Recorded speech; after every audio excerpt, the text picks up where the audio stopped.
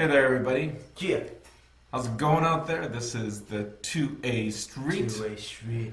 I've got my good friend and co-host Abe across from me. What's up, dude? We've been doing this for a little while now, and I really like this relationship. Yeah, this is good, bro. I mean, this always kind of sets up my weekend, and then sets up the rest of my week. That I'm more aware of the world, not just because of the things that we talk about and that desire to learn, but just looking for things to talk about. Sure. You know what I mean? It just makes you hyper aware out there of just things. It's just really interesting for me. I used to tunnel vision home and to work. This is what I got to do. Work, you know. But these days I'm kind of like, yeah. Man, why's that guy going 35? Yeah. I'm going to talk to him about this. You know, like it just changes your perception of the world by finding things that you want to talk to a good friend about. And this isn't one of those things where you can normally, like, you get together with a friend that you haven't seen in 6 months, and you're kind of, so how's work? You know, and you get that water cooler talk, and you kind of,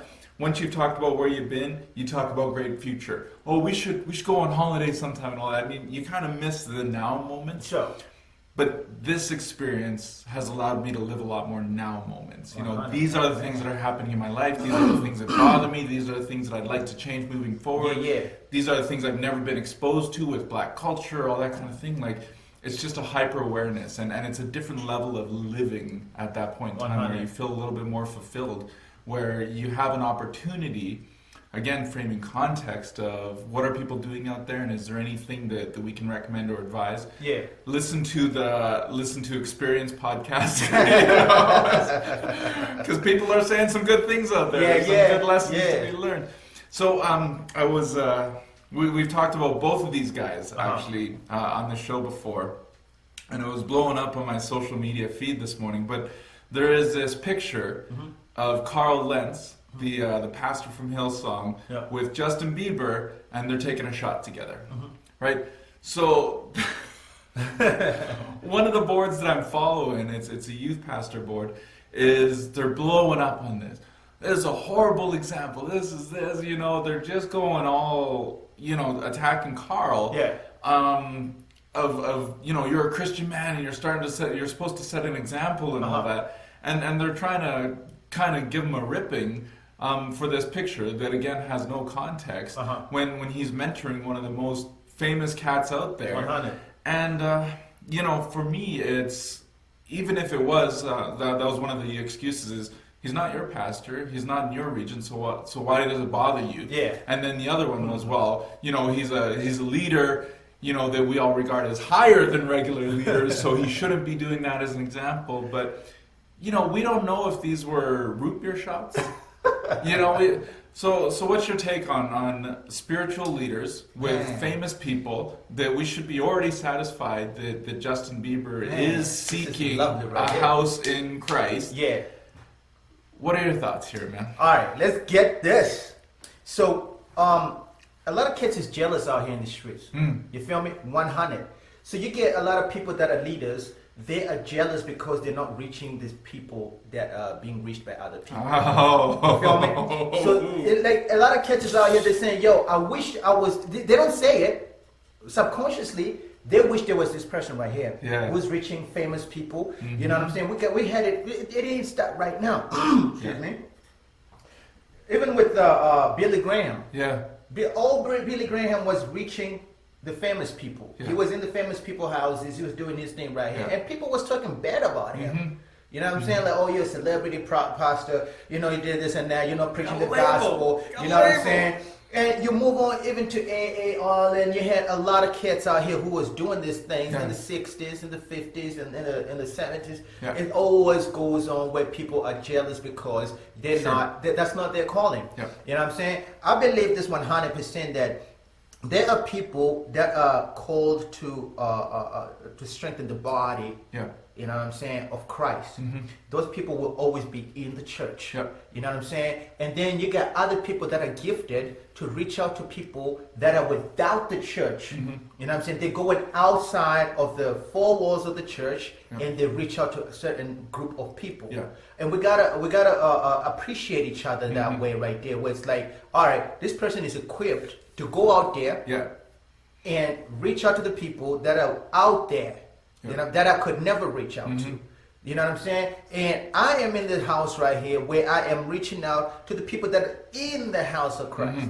You know what I'm saying? And I am strengthening those people, you know what I mean, and edifying them, in a way that person couldn't do. Yep. You know what I'm saying? We're getting people who are mad at Lee Craig because he's going to the BET Awards, he's going to the Grammy Awards, he's doing this and that, and addressing social issues about racism, about things, and they say, no, stick with the program. Just preach the gospel. You know what I'm saying? And we're like, nah. As long as we have black churches and white churches, we still gonna be talking about this right here. You know what I'm saying? And it will go back to being gospel centered, but we're gonna talk about this situation right here. You know what I'm saying? So if Collins is doing what he's doing right out there, I'm gonna support him. I love that dude for what he's doing. You know what I'm saying? Because his church has basketball players coming out there. He's got celebrities coming out there. He's reaching them where people could not do.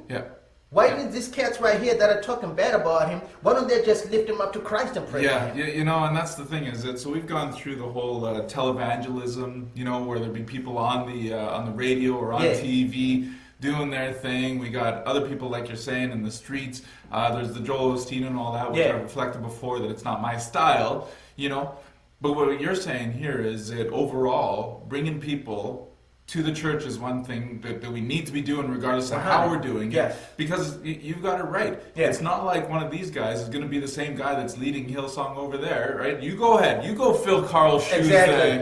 I'm telling you, man. That's... You know what I mean? And like this is one thing too, right? In the body of Christ, we pull each other down so much. Our friend Joe Benjamin out here in the streets, he's doing his thing. He's preaching on empowering people on how to make money, and all of these things right here. And I support that. You know what I'm saying? 100%, because a lot of people are taught this St. Augustine gospel of saying, you got to be poor. You don't got to have anything for you to be righteous. You don't got to strive for to be rich. You know what I'm saying? And I'm saying I'll support that. And I'm saying, as much as I'll support somebody who's coming here and saying and talking about the hypostatic unit, I'm gonna support that person. I'm gonna support that person who's saying God wants to heal you. I'm gonna support that person who's saying God, anything that's gospel that has the gospel in it, I'm gonna go with it. Because this thing right here, you gotta understand, is that it's a fivefold ministry. So what is it for to build the church? And so if we have an evangelist coming in here to clean house, all right, let him come, let him clean house, tell us what the sins and stuff like that, we get ourselves in order. We got a teacher who comes in, he teaches us word by word, precept upon precept, line upon line. We got everybody that has been anointed by God to do whatever they got to do. You know what I mean? And if we respect those offices and what these people are doing, we will go further as a church of God. Because we start to realize that, all right, this is what your strength is. It's the same thing. Some churches don't want no drums in their music services. Some churches say technology is evil. You know what I mean? Some churches they think that they are the only ones going to heaven. You know what I mean? So what is it now? Why do we divide ourselves like that? That's one of our largest problems already, is that, we've got so much within our own house to clean up. It's hard to reach the people that aren't. And then for me, I used to be on the other side of it, looking at you guys going, man, I don't want to be part of that. There's more fighting in there. There's more trouble. There's more disdain within your house than there is in my house, just pretending that I don't know. It was one of those things that, from being on both sides, man, it is hard to process sometimes. And I understand what it's like to be outside the walls.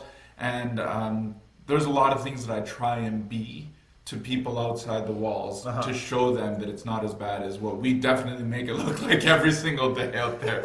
You reminded me of a story once. When I was doing youth leadership at a different church, one of the parents of one of the youth came up to me once, and they're saying that they're having problems reaching one of their kids with something.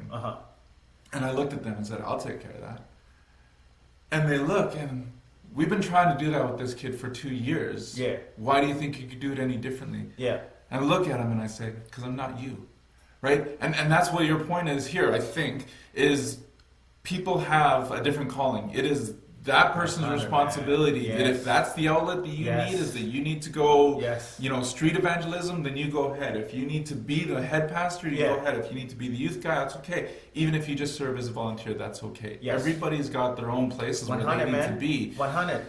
Don't look at that guy because he doesn't sing the way that you're talking about. Man. He's reaching somebody else. That's right. Let him be. Man, check this out, man. I'm saying though, there's this kid called Shailene. He's a rapper. He's a Christian rapper, and he goes with the phrase lyrical theology. So he really goes down deep and do the exegesis.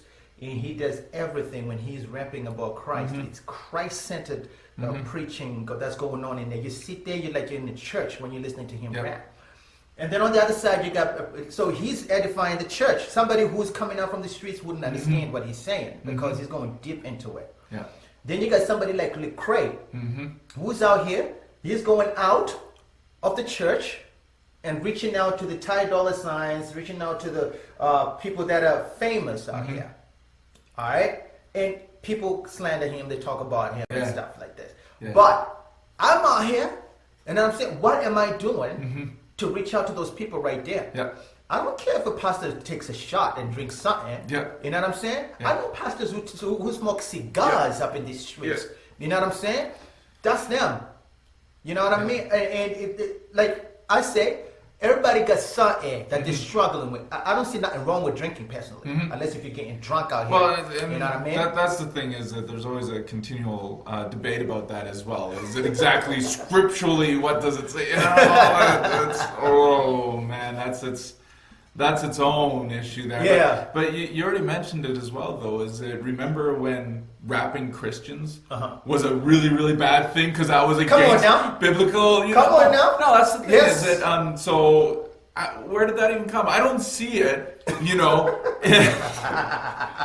I don't want to make up Bible verses or anything like that, but I don't see it anywhere that thou shalt not rap the gospel. I'm saying, I don't see it. I'm saying, bro, you know what I'm saying? And people make up these things as we go, right? You know what I'm saying? And this is one of the main things. People are convicted about something in their life, and they make that the gospel. Instead of just internalizing that, okay, God is dealing with me right here. He don't want me listening to rap. He don't want me listening to rock and roll. You know what I'm saying? That's me. You know what I mean? But the next person, it's not their business. No, and that's the thing, is that Christianity is an individual experience that you live with a group of people. You better take that, dude. Right? You better preach that, preach, man. I'm telling you, straight up. But that's the thing, is that the things that God is working in me are not the same things. Even if we were walking the exact same journey, doing the exact same things at the exact same job, He's working different things within each of us. And if people can't get that, then they're not going to make steps towards what they need. The eternal salvation is not going to be there for them. If I'm going to sit here and criticize the way that it's not even my business, the way that you accept Christ. That's why. But that's why within our walls we have so many problems, because we like community as people. So we want to be together. But we also are together because we think that we are sharing the same problems as everybody else. So one of our very first ones, our very first shows, was about thinking that we're along with people and that their problems are our problems, and if I don't agree that we have the same problem, then we can't be together. That's right. Remember that one where we're sitting there, and why do we try and do that here? Is it's already a whole thing that it's an individual experience that we work together. Yes. And like, for example, they got this phrase, white is right? Whoa.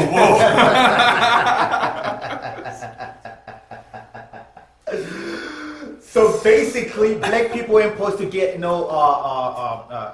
certain offices in the church, right? So now, white is right. Now you're saying, all right, we wear suits. So that means when you go to Africa and they wear their stuff right there, y'all gotta wear suits. You know what I'm saying? When you go to Afghanistan or Pakistan and they wear their nice stuff, whatever it is, you're saying, all right, y'all gotta do this right here because this is what we're doing. You know what I'm saying? And those little things right there starts to cause divisions. Exactly. Right? Instead of just saying, all right, let me take this gospel over to these people. Yeah. You know what I'm saying? Let the gospel do its job. Yeah, but okay, so open your New Testament and show me where you're supposed to wear a suit. I don't get it, man. These are the conflicts. These are the ones that take the people from outside these walls and go, why do I even want to be involved with that? Exactly. And I'm looking at people saying, you want to wear your sweats on Sunday, you go ahead. Do you? You know what I'm saying? Oh, man. It's crazy, bro, because at the end of the day, if dude is called to reach out to a certain group of people, nobody can do it but him. You know what I'm saying? Because you are called to reach out to a certain group of people. Yeah. Everybody's called out to reach out to a certain group of people. And for me to go into your lane, I won't be as effective. Yeah. You know what I'm saying? Because you're equipped for that. Yeah. You feel me? And so many times we try to... Yes. So many times we try to... we follow people or our leaders so much that we lose our identity. Yeah. And then we start to follow them and we catch their spirit instead of the spirit of God. Yeah. You know what I'm saying? So get this right here. There are so many influential pastors out there. So people start to change their names now out here in the streets. This is something that's happening. And they get their pastor's last name. What? Yes.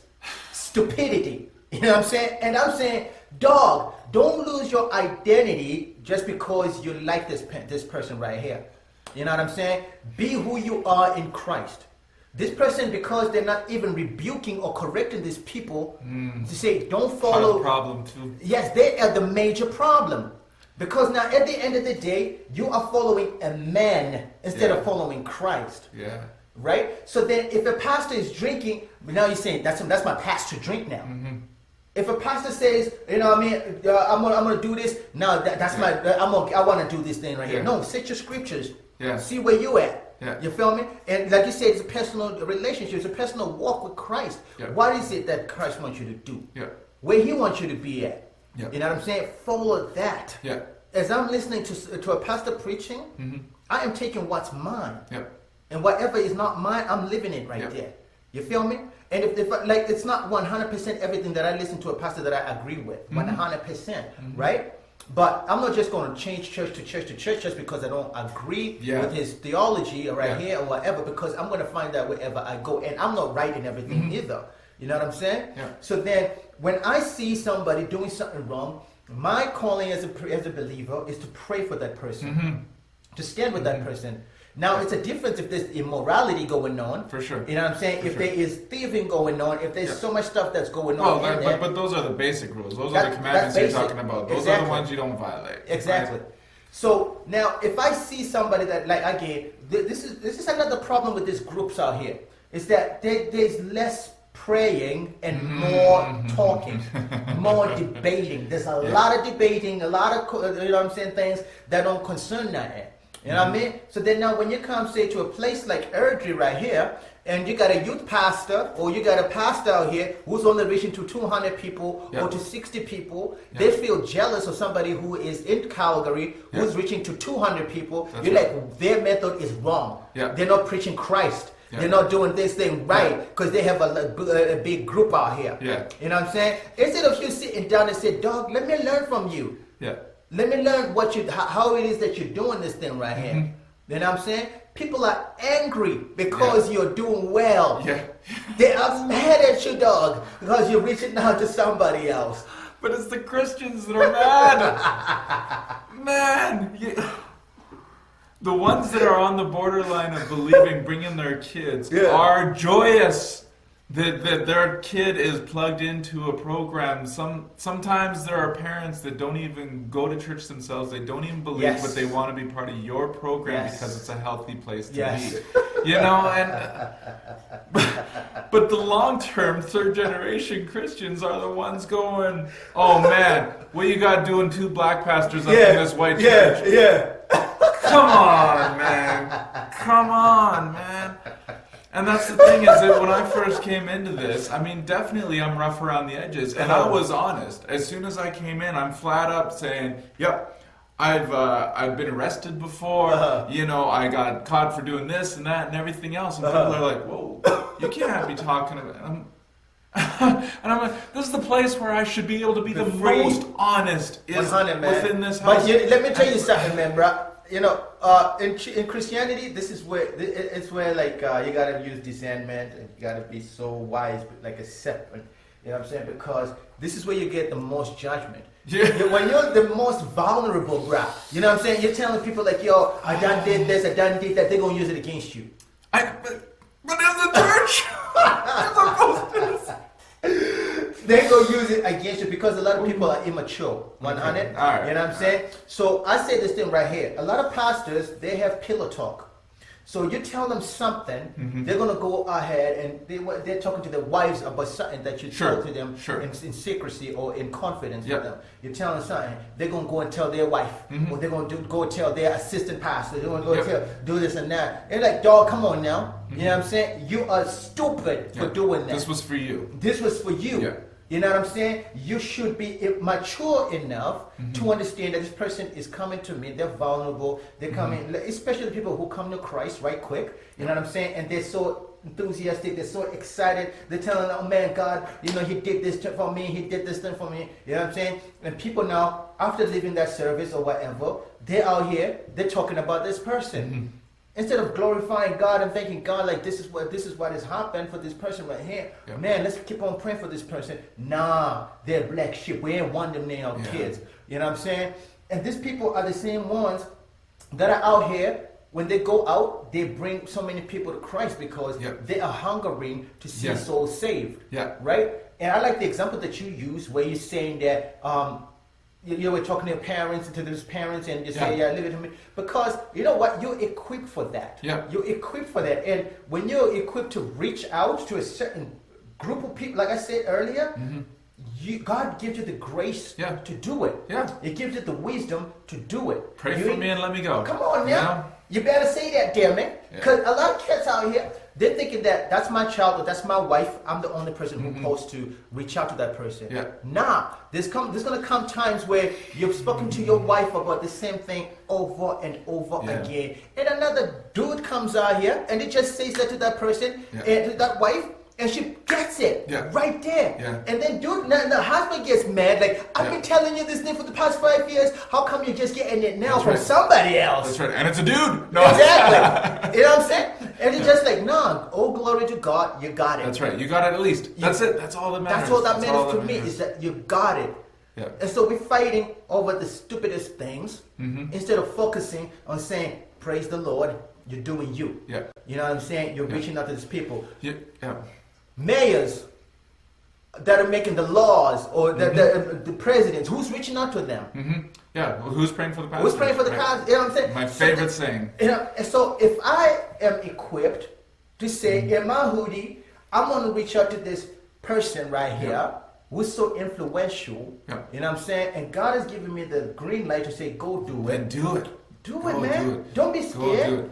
You know, a trend that I'm seeing lately as well, and it's the one that's really scaring me, is when you're dealing with, I'm going to generalize it as all, is you got a youth pastor or somebody like that, or even a head pastor for that matter, and they want everything to go through them. Yeah. They're not just keep them aware and in the loop, but we're talking about that if you've got this core of volunteers, right, all of them are equipped in their own different ways and all that, and they're all assigned as being leaders within your crew. Yeah. But when this kid comes up over here that wants to talk to Abe because they got a personal situation and they connect with you, that you now need to go, and I'm going to say Sammy just because that's our context, but this did not happen. But so this kid comes to Abe, and then it's nothing serious, but they just connect with you. You know, even a kid that wants to rap or something. Let's say that, for example. Yeah. But because you're mentoring with that kid, and what if Sammy came to you and says, no, you need to let me deal with this kid because he's coming to you for things. And you see what I'm saying there? You're the assigned leader, but because of control or for whatever reason, you now have to kind of divert this kid because you're not the pastor, that's not your job.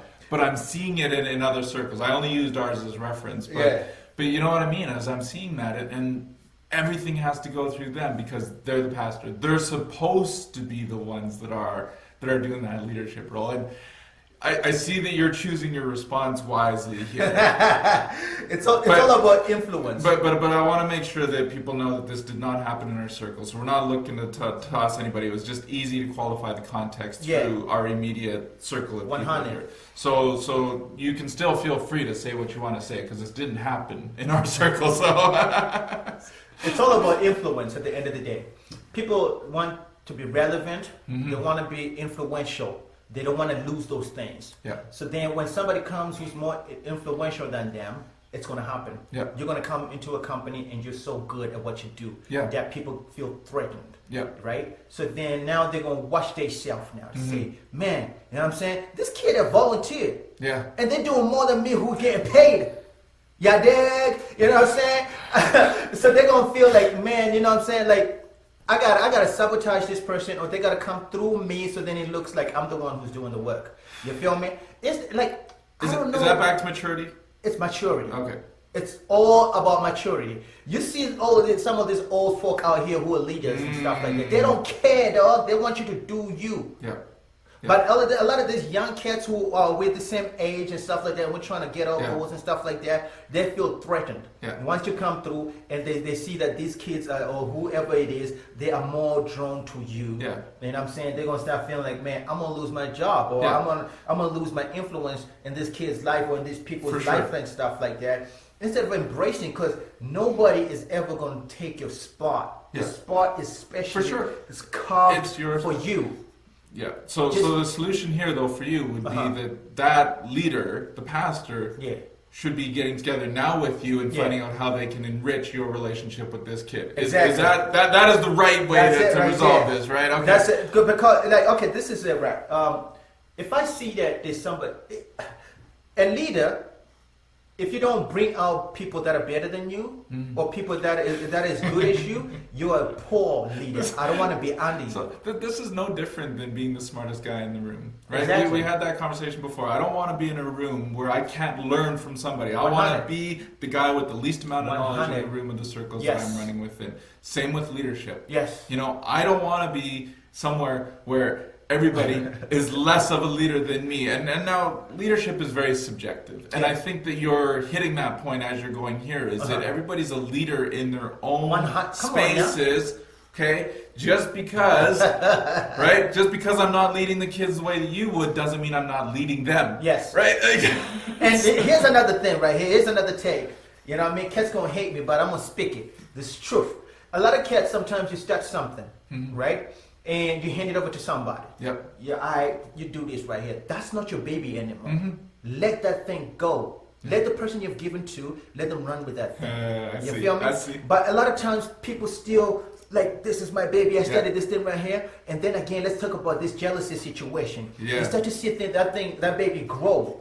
It's not your baby no more. That's right. You know what I'm saying? That's and right. so leave it. Let it grow. Don't get jealous. Don't get envious that this person is doing their thing and everybody liking this person and what they doing. No, man. Just leave it. Just take that pride and say, I started that thing. Yeah. You know, as for some reason, as you were talking about that, I linked two things together.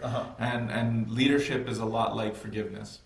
Right? So forgiveness is only legit when you've literally forgiven that person and given it up to them and saying, I no longer carry this burden. But a lot of times people say, I forgive you, and the next time you mess up, you bring it back up and go, hey, you remember that time? Whoa, dude, you forgave me for that. So no, that's no longer on the book. Like leadership, like what you're talking about. If you've handed the leadership over to somebody, you have to let it go. Let it go, man. You can't bring it back around. As soon as it either goes good or bad, it's no longer yours, right? You know, a lot of dudes out here, they ain't grown up. That's the one problem, though. They ain't grown up because they just feel like, you know, they look like, to me, they're kids, they're children. Come to me, I'm your daddy, I'll teach you something. You know what I'm saying? Because once you start something and it grows, let it go. Your child, it don't matter how influential I am in their life. You're still their daddy.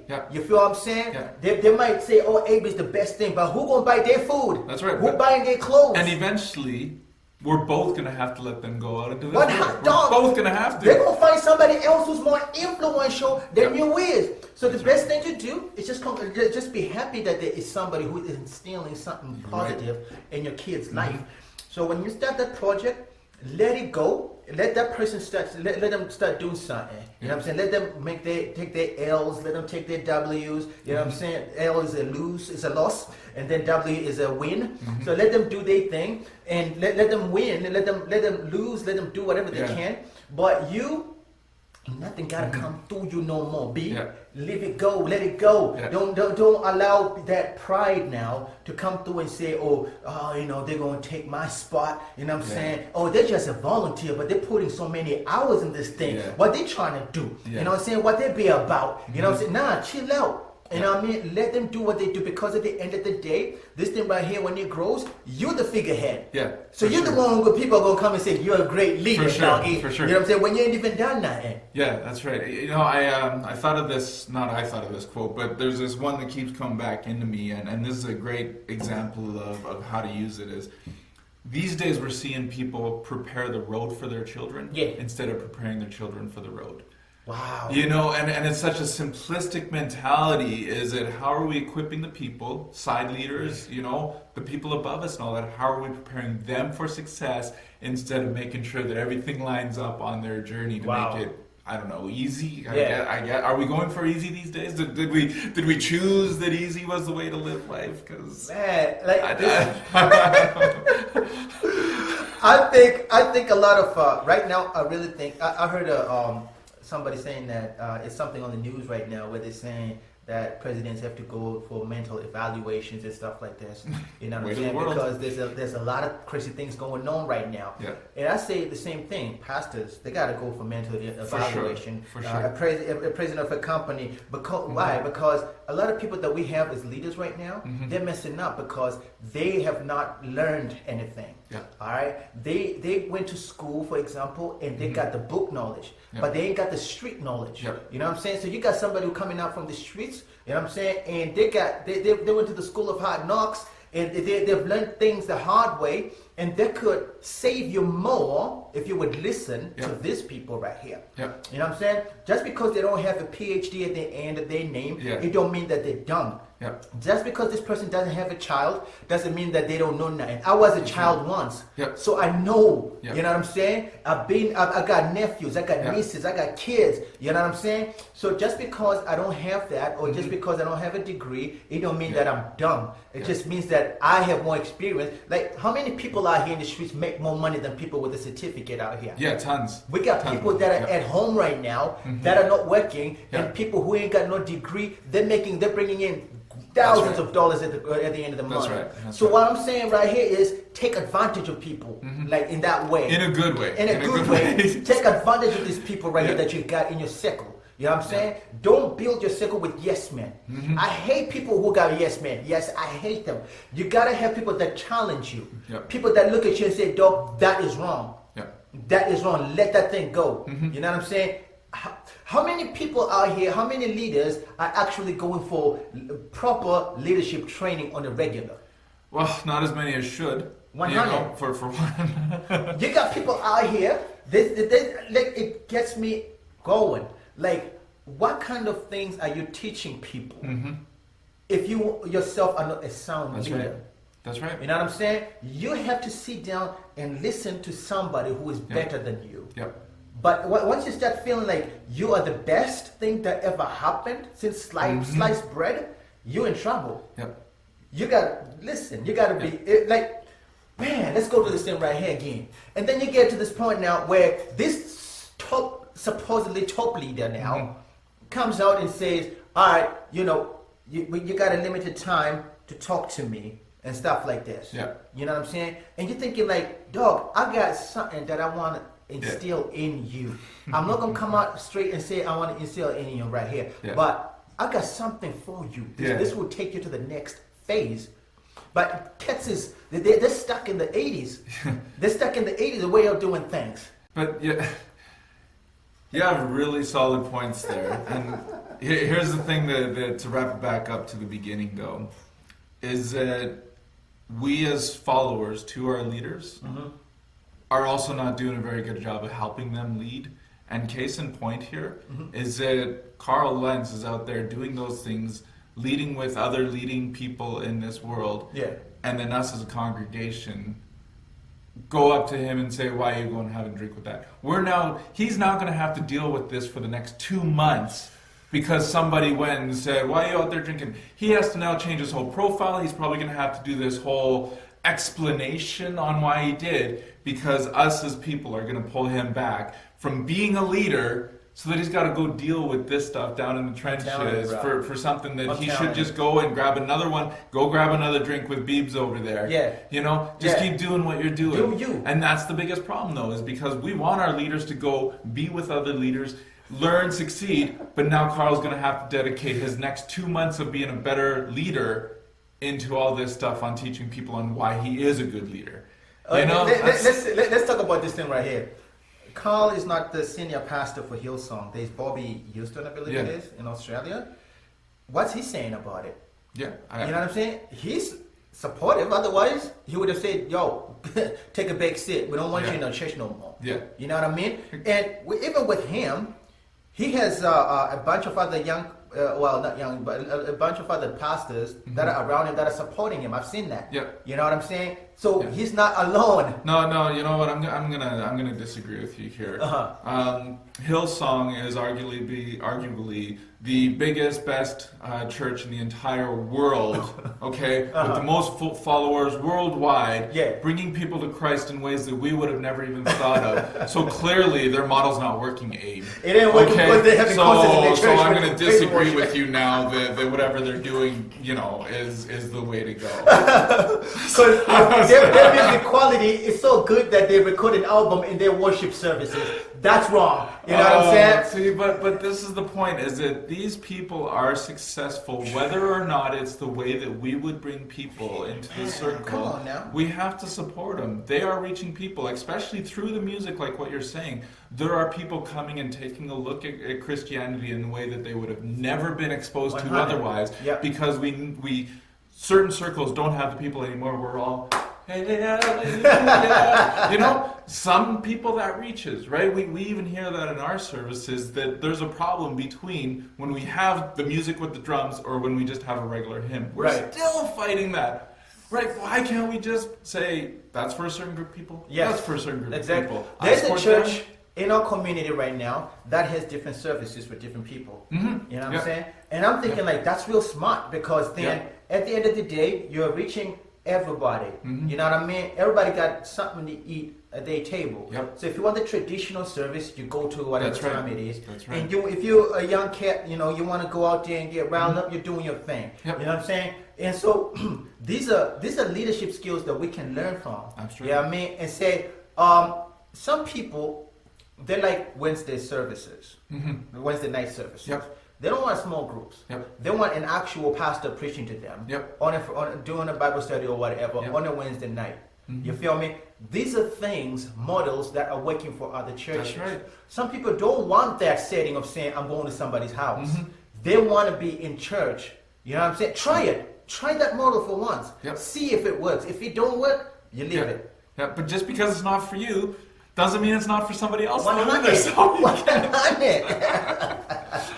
Oh man, you know, there's another one where we got hours of things to talk about, and I think we covered our main point though in regards to we are reaching people in different ways. Yes, and we have to allow those people to do that, because it's not like I'm going to go and just suddenly hang out with Justin Bieber and have a drink with him and be able to offer the same level of mentorship. Right. So why do I even have an opinion on that? You know what I mean? I shouldn't at all, because that's not my field. That's not my mission field over there. But you see, what we're doing right now, this is a mission.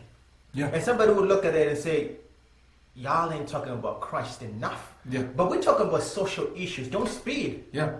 You feel me? That's an important aspect of life. Yep. Follow the rules. Yep. Follow the law. Mm-hmm. You know what I'm saying? That's important. Yep. Because this right here, bro, I know that, you know, when hardline Christians listen to it, they'll be like, you know, just, you know what I'm saying? Y'all, you're reaching the thousands, but y'all should be talking about Christ more. Right. Nah, dog, we're doing what we do. This is what we feel like, you know what I'm saying? This is how we're supposed to express Christ to certain people, so we do it in the way that is the light that we have been shown. Mm-hmm. And so we walk with that. And if your line is to hit on that hotline, man. I'm gonna support you. Yeah. Yeah, 100%, B. You know what I'm saying? And if you see that your model is working, keep on at it. Don't judge the next person who's doing something else different from you. Yeah. Or what you think it should be. You know what I'm saying? Because at the end of the day, we're trying to please God. We want to please God. Yeah, absolutely. You know, and if that person is wrong, you pray for that person. That's the thing is that when it comes to leadership and mentorship, the maximum amount of people as well as the minimum amount of people is the same. Yeah. 3. You, the person you're mentoring, and God. That's it. Yeah. Right? And if you're not taking a look at all of your relationships through that lens, especially in this mentorship leadership model, then you're, I don't want to say you're doing it wrong. I really dislike when we're pushing judgment. They have their own. But right now, this thing is between Carl, Justin, and God. That's it. Anybody else is... The rest doesn't matter. It don't matter, man. It don't matter. My opinion don't matter. And in my opinion, it is not even reaching him. Yeah, it's not going to. Absolutely. Absolutely. You know, once that particular article gets 1,000 shares on Facebook, then it's going to matter, you know. Oh, man. Great conversation there, Abe. That guy on the other side of the table, or on this side, depending on which perspective. Maybe I'm on the other side of the table from Abe's perspective. That's Abe Mweo over there. His conversations with Abe. I'm Aaron. I appreciate you guys joining us today. This was the 2A Street. 2A Street. And we'll see you next time. Yeah.